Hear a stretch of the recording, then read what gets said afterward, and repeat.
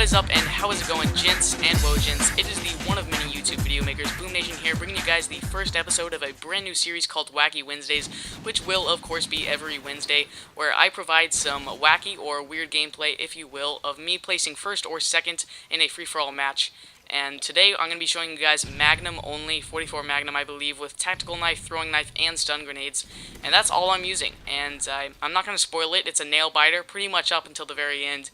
And it's really good gameplay to watch in the background. But basically the concept of this series is, when I'm using these wacky, weird setups, it forces me to play smart and use my brain when I'm playing Call of Duty, and a lot of people don't do that. They don't think about situations, but if you do, I promise you will be better. So I'm going to be breaking down different situations for you all, showing you what I did right and wrong.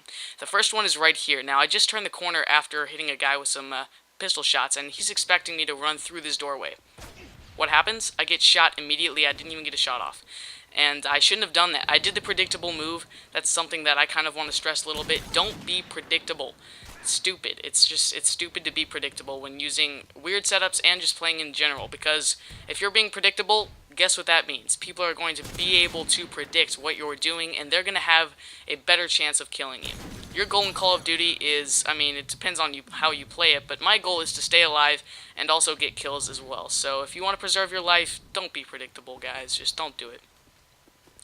Coming up here is an unfortunate situation. I just missed this guy with my pistol shots. I should have had him, and that should have been assisted suicide, but it doesn't end up working out. Now, I just got shot by a sniper. This was stupid of me to run back down, because that sniper was right there, and he shoots at me again. Luckily, I get away with it, and I just run away and do the smart thing. It ends up being the right decision, because I end up picking up 2 quick kills right here, which helped boost my score, and I think I'm in the lead. Yeah, I'm in the lead right here. So that's pretty good. Now, coming up is a situation where I shoot this guy a bunch, I don't get the kill, and I'm not going to chase him. Here's why. There's a guy right there, and then also, if we take a closer look at the minimap, you're going to see that there is also a guy right there up to my left, and so regardless of whether or not I kill the guy in front of me, I'm definitely going to be killed by the guy on the left. So what do? I do the smart thing, I run away, and I think that's the better decision in the long run. Preserve your life, and remember, your death is someone else's points. So if you die, you're giving someone else points, and that's not going to help you win the game. So what you just saw there is I got a headshot kill. And one thing I wanted to point out is, especially when using setups like this with secondary weapons that aren't as powerful or aren't as good long range, you definitely want to aim high. They're just going to help you in general, help you get those kills faster. This next instance here is just something interesting. I see a shadow on the ground right before he walks through the doorway, and this basically signals me that I need to be ready to knife him in the back. I wasn't waiting for him, but since I saw the shadow, I knew he was coming, and so it was like, oh, well, I better be on top of my game. So that's environmental awareness, and you guys should definitely be focused on that. You got to be firing on all cylinders if you're going to play your best in Call of Duty. And these wacky setups kind of help you realize, how much you need to focus. So right here, I'm about to walk through this doorway and hear a weird noise, and I react to it, but in the wrong way. So listen carefully and see if you can figure it out. Did you guys hear that? That was the click of a Claymore, or what I thought was the click of a Claymore going off. Turns out it was actually the sound of an enemy placing a Claymore. Big difference. What I decided to do was haul ass away from the Claymore and never stop till I reached the end of the hallway, but that didn't end up working to my advantage. This next situation here, he's throwing a grenade up in front of me, in that general area. So that alone teaches me there's an enemy up there, most likely. We take a closer look at the minimap, and boom, there it is for sure. He's on the minimap, he's over there, he's probably lying prone. I knife the guy and immediately throw the stun. Yep, get a hit marker with the stun, he's there. I take a risky move and go out in the open with a close range weapon, but it ends up working out. 1, because he was most likely already damaged from the enemy's grenade, and 2, because I had stunned him. So it's risky, but he was lying prone, and I ended up getting a headshot on him and disposed of him quickly, if you will. Now, I speed up different parts of this gameplay just to show you all how I navigate about the map while conserving time. This video was pretty long. I think originally it was like 8 minutes, 30 seconds, and I like to keep my videos shorter, on the shorter side, if I can. So I speed up different parts of the video, don't worry about that, but hopefully you guys can still manage to kind of see how I'm navigating the map, because that's important as well when playing Call of Duty. You want to stick to areas of the map that complement your weapon. If you're using a sniper, don't stick to close quarters. If you're using a submachine gun, stick to close quarters. So yeah, that's a really important fact. And play to your play style, cater to your class setup, and I promise that's going to help you out in the long run.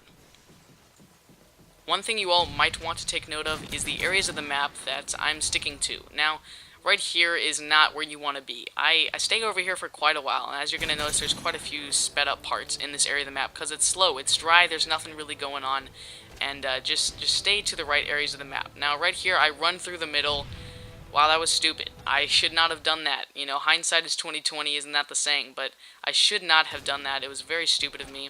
Never run into the middle of the map, especially if you're using these sorts of setups that are not really catered to long-range situations. They're more close range. You want to stick to the outskirts of the map and the close quarters areas of the map. So this building I'm in right now isn't bad. It's not terrible. But the one I was in earlier, it's to my right now, I believe. Yeah, that one's not good. And I see this guy in the hallway right here, and I'm worried because I think he has a sniper or an assault rifle. So what do? I throw 2 stuns. Now that's the right thing to do. I'm not lying. That's what I should have done, but it ends up not mattering. I think he didn't see me or something like that. It was weird. I could have sworn he spotted me, so I was a little worried. But, oh well, what are you going to do? Now right here I get greedy. I get a couple hit markers and I jump down to get him. Stupid move, and it wouldn't have mattered anyways because there's this guy right behind me that was about to shoot me, and I get my kill on him. But in the long run, guys, just don't be greedy. You know, be patient. If you're in the right area of the map, you know, if you're in the wrong area of the map, I guess don't be afraid to change areas of the map or kind of rush around more to try and get those kills, especially if you're in a hurry or you're behind. But you know, generally, if you're in a good area of the map, just, you know, keep your cool. If you will, just be patient and let kills come to you. Control the situation. That's what you're going to want to do. And right there, my controller froze up. But if you guys would like to leave suggestions in the comments of what videos or what setups you think I should use, I would love that. That's kind of the whole point of this series. You guys can just leave suggestions, and I will most likely do them. Whatever you want, as wacky as you want. Not too wacky, actually, not too wacky. But, you know, usable, plausible, something that I could possibly get top 2 in free-for-all with. So, just let me know. What do you guys want me to use? 26 and 9, I believe, which is not bad at all. Great KD. And I hope you guys learned from this video. Please subscribe for more boomtastic content. You can just click the annotation on screen right now, and that will take you straight to a subscription page. Click the video on the left to see my Modern Warfare 3 Quick Tips series, where I show you guys how to knife 3 times faster. That's a pretty informative video. I encourage you all to go check that out. And then click the video on the right to see my 100 sub special, Trolltage, Stocktage, whatever you want to call it. It's hilarious, and that video is great, so go watch that one as well if you have the time. Thanks so much for everything, guys. I really appreciate it, and make sure to let me know if you want to see more of this series. You know, click the like button, leave me a comment telling me what you think. Any of that really helps out a bunch. And also, please make sure to have a great day.